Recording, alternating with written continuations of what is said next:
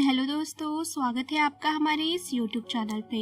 दोस्तों, कहानी शुरू करने से पहले एक ज़रूरी बात, अगर आपने चैनल को सब्सक्राइब नहीं किया है तो पहले आप जल्दी से चैनल को सब्सक्राइब कर दीजिए ताकि आपको हमारी नई नई कहानियों की नोटिफिकेशन मिलती रहे।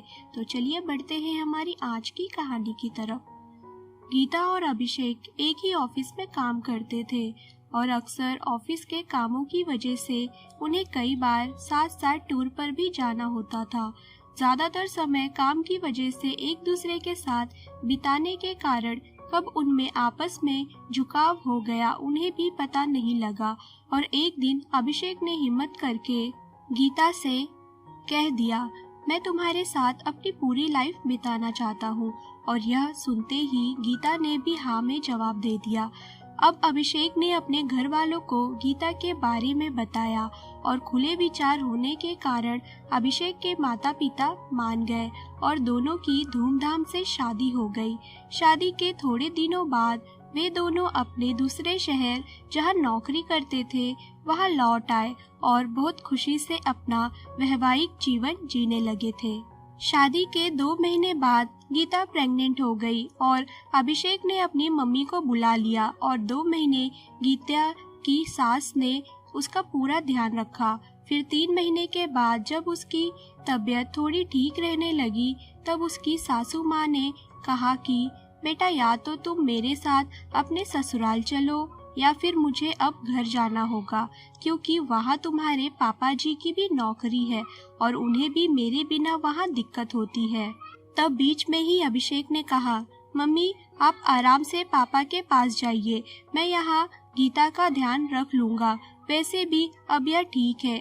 अभिषेक की मम्मी अपने घर चली जाती है। कुछ दिनों बाद करवा चौथ आता है और गीता का यह पहला करवा चौथ है, पर समस्या यह थी कि यह व्रत निर्जल होता है और गीता 5 महीने की गर्भवती थी और वह मान भी नहीं रही थी। अभिषेक ने उसे कई बार समझाया कि गीता इस बार व्रत रहने दो, पर गीता की जिद के आगे अभिषेक कुछ नहीं कर पा रहा था।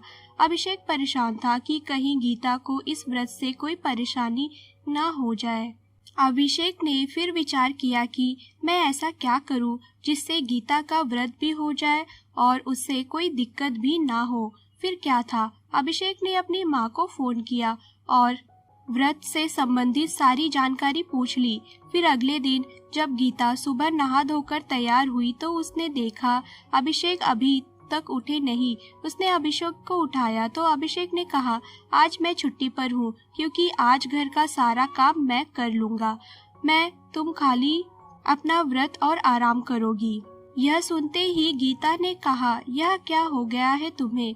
तब अभिषेक ने कहा, देखो मैं तुम्हारी बात मानी ना, अब तुम मेरी भी बात समझो। आज अभी ने घर का सारा काम खुद किया, पहले झाड़ू पोछा और फिर कपड़े धोए। बाद में जब गीता पूजा की तैयारी करने लगी तब पूजा में भी उसकी पूरी मदद की। पूजा समाप्त होने के बाद जब वह हॉल में आकर बैठी तो अभिषेक उसके लिए चाय बनाकर लाया और जिद करके उसने गीता को चाय पिला दी। गीता नाराज हुई कि चाय पीने से मेरा व्रत टूट गया। तब अभिषेक ने कहा, नहीं, मैंने माँ से पूछ लिया था, माँ ने कहा चाय में कोई दिक्कत नहीं है। उसके बाद उसने गीता को बेडरूम में थोड़ी देर आराम करने के लिए भेज दिया और खुद शाम को डिनर की खाने की तैयारी कर ली। जब गीता थोड़ी देर बाद रूम से बाहर आई तो अपने आप को रोक नहीं पाई और अभी के गले लगते हुए उसने कहा, अभिषेक, मैं कोई सपना तो नहीं देख रही हूँ।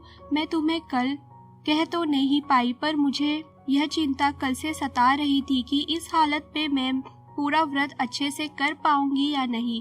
मैंने तुमसे जिद करके व्रत तो कर लिया, पर मैं यह सोच रही थी कि कहीं मेरा व्रत टूट ना जाए, पर अभी तुमने तो सब कुछ बहुत अच्छे से संभाल लिया। तब अभिषेक ने गीता से कहा कि गीता, हम जीवन साथी है, सुख दुख के साथी है, हम दोनों को एक दूसरे से प्रेम है और यह प्रेम ही तो है हमें एक दूसरे के लिए जीना सिखाता है और अपने आप ही हम एक दूसरे को खुद से ज्यादा ख्याल रखने लग जाते हैं। और कहाँ लिखा है कि सारा घर का काम सिर्फ पत्नी ही करेगी? पति नहीं कर सकते क्या? जब पत्नी बाहर कमाने ऑफिस जा सकती है तो पति भी तो इमरजेंसी में अपनी पत्नी का हाथ बटा ही सकते हैं ना। अभी की यह बातें सुनकर गीता भगवान को बार बार धन्यवाद दे रही थी। भगवान ने सच में उसे ऐसा जीवन साथी दिया है जो उसने अपने सपने में भी कल्पना नहीं की थी, और वह सच हो गई। सच में अभिषेक ने हर समय गीता का साथ निभाया, और फिर रात में गीता ने चंद्रमा को अर्घ्य देकर अभी के हाथों से अपना व्रत तोड़ा और दोनों ने मिलकर खाना खाया। और ऐसे अपने साथी के साथ से गीता ने अपना करवा चौथ का व्रत पूरा कर लिया। तो दोस्तों, अगर आपको हमारी कहानी पसंद आई हो तो कहानी को लाइक शेयर करना बिल्कुल ना भूले दोस्तों, अगर अभी भी आपने चैनल को सब्सक्राइब नहीं किया है तो पहले आप जल्दी से चैनल को सब्सक्राइब कर दीजिए, ताकि आपको हमारी नई नई कहानियों की जो नोटिफिकेशन है वो आपको सबसे पहले मिलती रहे। तो दोस्तों, हम फिर मिलते हैं अपनी एक और नई कहानी के साथ।